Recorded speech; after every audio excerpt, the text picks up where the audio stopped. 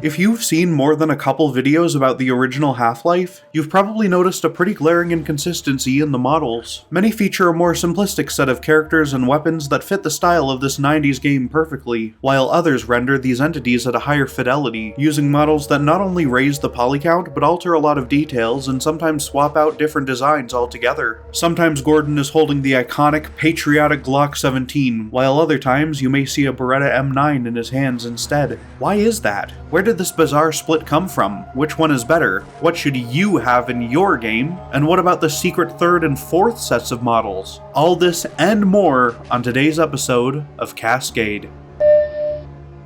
So what's up? Are half the people playing this game using some game banana bullshit? No, there are in fact two completely different sets of models for most of the characters and weapons in this game. The original set Valve made that were used for Half-Life 1 and Opposing Force, and what's known as the Half-Life High Definition Pack.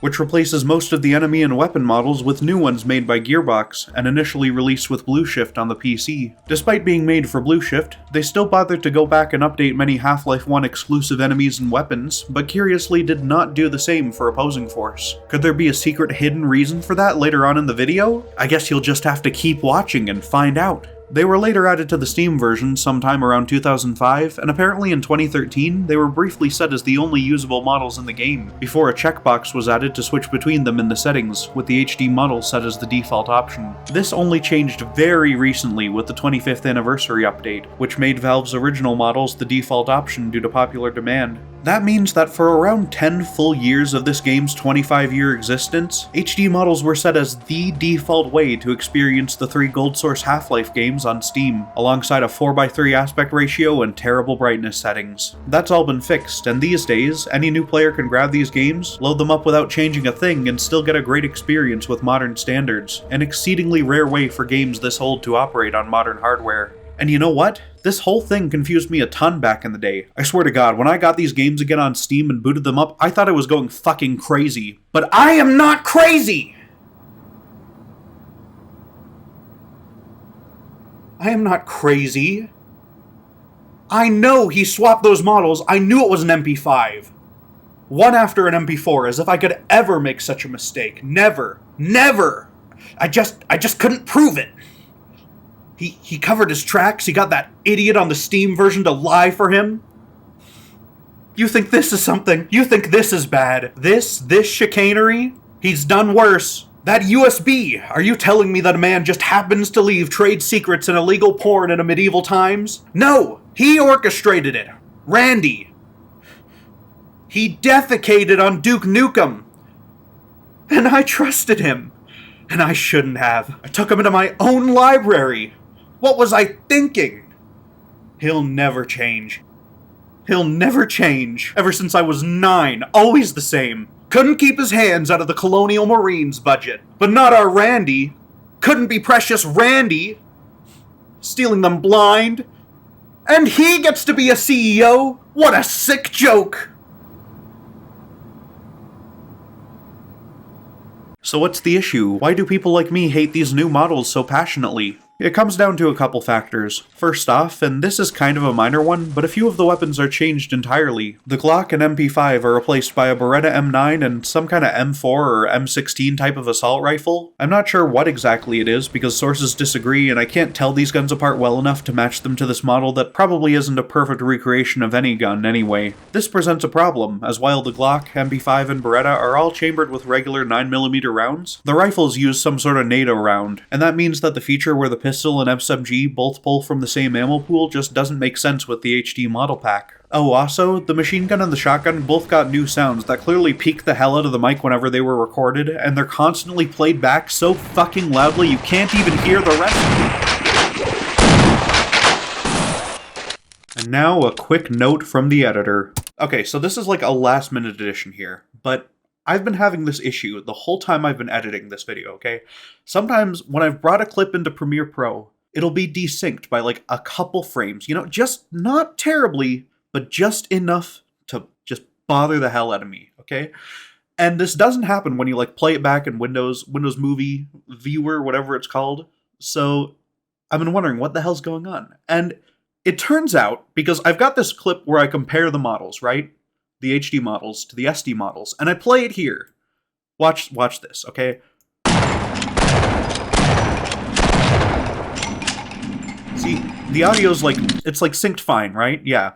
But then, in the clip, I switch the models, okay? I switch it reboots the game because it does that for some reason.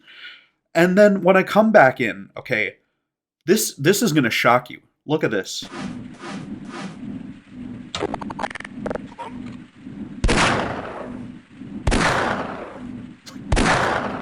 It's off. It's the models that are desyncing my audio.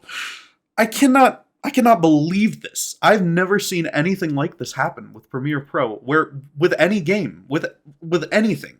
And I don't understand why it happens. I think it's probably actually a deficiency in Adobe's dogshit product, right? But like, man, it's the models doing it though. They're cursed. They hate me. They know I'm making this video and they want to stop me from getting this out here, okay? But I'm gonna fight through. I'm gonna fight through for you. Next is a subjective but pretty serious problem when you're making new content for an existing game. They're just kinda bad. Now, if Half-Life had released with only these models back in 1998, it probably would have done well regardless, right? I'm not about to pretend these are the worst things ever and actually ruin the game entirely. But good god, I just hate looking at him! They changed Gordon's arms entirely. He lost the little screen that I've always assumed is where his vital signs and everything else are displayed to him, and the suit seems to have some sort of weird, extra copper-colored layer on the underside of his forearms. These new arms specifically are a good representation of how unwilling the models as a whole are to just use a simple color palette. They all have these gradients and inbuilt textured lighting and smudges that make it all look very strange when compared to the actual textures used in the environment. The weapons all suffer from this too, especially the crowbar, which goes from this beautiful, sleek mass of show-offy reflective shaders to a dirty, girthy pole. Hide your shame. Other weapons are changed in even more strange ways. The revolver's grip is made out of wood instead of the jet black plastic on the original. The RPG oddly resembles the pre-release version of itself more than what Valve put in the final game. The satchel charger remote has a big red button, and the Snark's got antenna and a little mustard stain on the back. This one actually carried over to Half-Life Alyx. The antenna, not the mustard. Though I don't want to give them too much credit because that just feels like an obvious design choice for these guys. But you know what game doesn't have bad models? It's War Thunder. War Thunder is the most feature-rich vehicle combat game you can find on PC, Xbox, and PlayStation.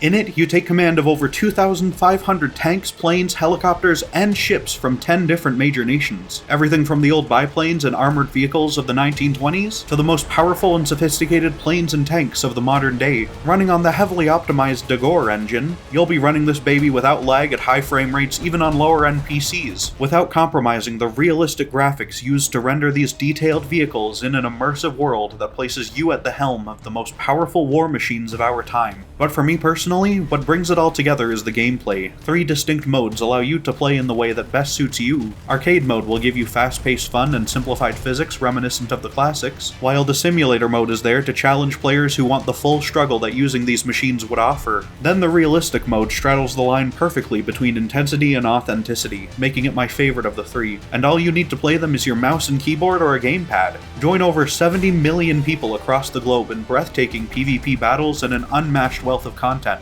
And if you're just signing up or rejoining the fight after 6 months, you can use my link below to receive a bonus pack that includes premium vehicles, the exclusive Eagle of Valor vehicle decorator, 100,000 silver lions, 7 days of a premium account, and other goodies on any of the supported platforms. Only for a limited time, so act fast and give it a go. But anyway, back to the HD models. And then there's the character models, where the problems really lie. Dear God. You thought the weapons clashed hard with the world around them? Take a look at these dumbass soldiers. You can see the eyes on the gas mask guy through his gas mask. They took away my man's stogie just to render every follicle on his new stupid face. Like, I can't be the only one who sees this, right? It looks absolutely bizarre to have these guys running around such low fidelity environments. And they didn't just completely mangle the art style, they all just look weird too. Instead of looking like action figures like in the original, they all have this uncanny valley look in the face where they clearly aren't based on photos. At least I hope they're not. Oh my god. But they don't have that slight cartoonish edge that all the originals do. Shooting one of these scientists point blank in the head with a revolver just feels weird now, you know? And if all this weren't bad enough, they actually managed to affect the gameplay too. The assault rifle's muzzle flash covers half the damn screen every time Gordon fires it, and the shotgun pump does the same thing. It looks like the fucking old Ambassador. It's terrible. But what if I told you these models aren't even meant for the PC release? Yeah, we very nearly missed this whole mess entirely, and we have Sega's failure to blame, just like everything wrong with the world today. Sierra, who was still managing all the publishing for these games at the time, announced a port of Half-Life to the Dreamcast in early 2000. What's the Dreamcast? The final nail in Sega's coffin. This thing absolutely flopped and spelled the end of Sega's console-making career when it was discontinued in 2001. Nowadays, a lot of people will tell you that this was unfair, that the Dreamcast was an amazing console filled with great games that deserved so much more than it got. Not me though, I think all these games look dumb and I'm never gonna play them. I'll stick with high art, like Super Mario 3D World plus Bowser's Fury, thank you very much. But you know what else looks dumb? You, the Dreamcast defender, frantically typing the angriest comment anyone's ever written. And you know what? I say go ahead and post it, because your rage will fuel my analytics. But shockingly, this port was actually gonna be really cool. Blue Shift was initially developed for this version of the game. That's why the enemies' bodies just disappear after you kill them. The Dreamcast couldn't handle corpses on the ground. None of the consoles really could. Can you imagine how much cooler this scene would have been if you could see every body on the floor after you killed them all? But no, we don't get that, because this damn expansion was made for a damn console. It is cool that they were adding a whole expansion to this release though. It's pretty rare for modern games to do something like that. Except for Super Mario 3D World plus Bowser's Fury, of course. That game's friggin' sick. And Randy Pitchford once said that a whole second on-disc release was in the works, containing Half-Life Deathmatch, Team Fortress Classic, Half-Life Opposing Force Deathmatch, and even a few popular mods. Fucking bomb. Daddy, don't run away, come on baby. Hey you pussy daddy.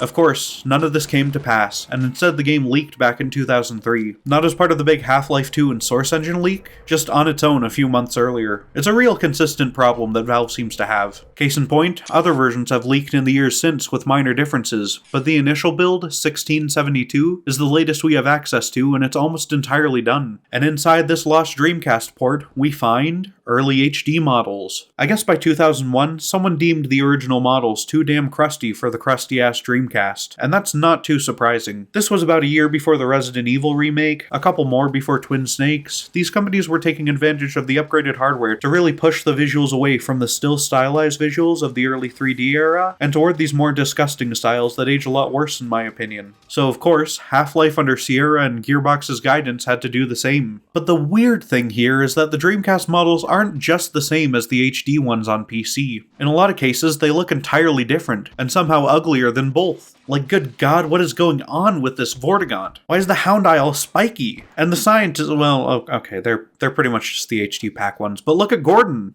More like fucking Gormless Fuckman, am I right? Hey, that isn't very nice. Oh, sorry, but you know it's true. Yeah.